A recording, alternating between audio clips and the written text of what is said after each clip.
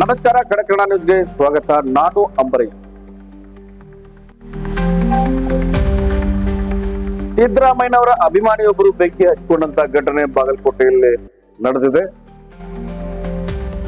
ಸಿದ್ದರಾಮಯ್ಯನ ಅಭಿಮಾನಿಯೊಬ್ಬರು ಈ ಒಂದು ರಾಜ್ಯಪಾಲರು ಸಿಎಂ ವಿರುದ್ಧ ಪ್ರಾಸಿಕ್ಯೂಷನ್ಗೆ ಅನುಮತಿ ನೀಡಿದ್ದನ್ನ ಖಂಡಿಸಿ ಕಾಂಗ್ರೆಸ್ ಕಾರ್ಯಕರ್ತರು ಸಿದ್ದರಾಮಯ್ಯನವರ ಅಭಿಮಾನಿಗಳು ಹಮ್ಮಿಕೊಂಡಂತ ಪ್ರತಿಭಟನೆಯ ವೇಳೆ ಈ ಒಂದು ಘಟನೆ ನಡೆದಿದೆ. ಬಾಗಲಕೋಟೆಯಲ್ಲಿ ನಗರದ ಜಿಲ್ಲಾಡಳಿತದ ಸಮೀಪ ಪ್ರತಿಭಟನಾಕಾರರು ಟೈರ್ಗೆ ಬೆಂಕಿ ಹಚ್ಚಿ ಕೇಂದ್ರ ನಾಯಕರ ಭಾವಚಿತ್ರಗಳಿಗೆ ಚಪ್ಪಲಿ ಏಟು ನೀಡಿ ಬೆಂಕಿ ಹಚ್ಚಿದ ಒಂದು ಪ್ರತಿಭಟನೆ ವೇಳೆ ಅಲ್ಲಿದ್ದ ಸಿದ್ದರಾಮಯ್ಯನವರ ಅಭಿಮಾನಿ ಪೆಟ್ರೋಲ್ ಅನ್ನ ಕಸಿದು ಬೆಂಕಿ ಹಚ್ಚಿಕೊಳ್ಳಲು ಪ್ರಯತ್ನಿಸಿದ್ದಾರೆ. ಕೂಡಲೇ ಸ್ಥಳದಲ್ಲಿದ್ದವರು ತಡೆದು ಪೊಲೀಸರ ಸಹಾಯದಿಂದ ರಕ್ಷಣೆಯನ್ನು ಮಾಡಿದ್ದಾರೆ.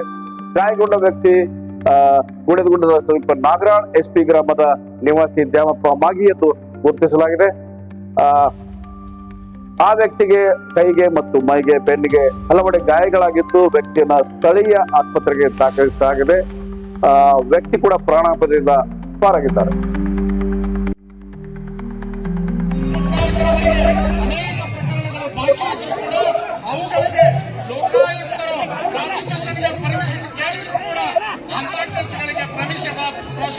ಪರ್ಮಿಷನ್ ಕೊಡದೆ ಯಾವುದೇ ಕಾರಣ ಇದೆ.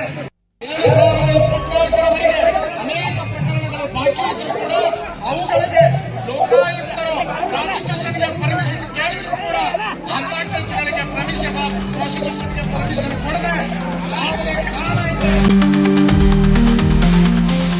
ನೂರು ಹುಣ್ಣಿಮೆಯ ಪ್ರಯುಕ್ತ ಮಿನಿ ವಿಧಾನಸೌಧ ಹತ್ತಿರ ಇರ್ತಕ್ಕಂಥ ಒಂದು ಕುದುರೆಬೈಲಿನಲ್ಲಿ ಯತ್ರೇಶ್ವರ ರಥೋತ್ಸವ ಒಂದು ಜರುಗಿರ್ತಕ್ಕಂಥದ್ದು. ಪ್ರತಿ ವರ್ಷದಂತೆ ಈ ವರ್ಷವೂ ಕೂಡ ಭಕ್ತಾದಿಗಳು ಬಂದು ರಥೋತ್ಸವವನ್ನ ಮಾಡಿರ್ತಕ್ಕಂಥದ್ದು ಈಗ ನಿಮ್ಮ ಮುಂದೆ.